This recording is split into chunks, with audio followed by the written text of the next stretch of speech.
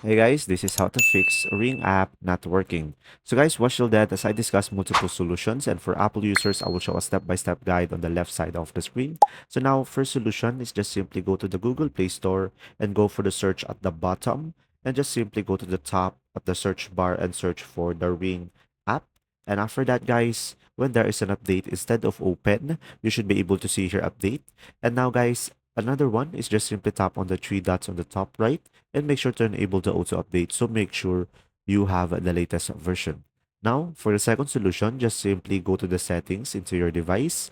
Now, from here, just simply go for the apps on the settings and just simply try to find the Ring application over here, guys.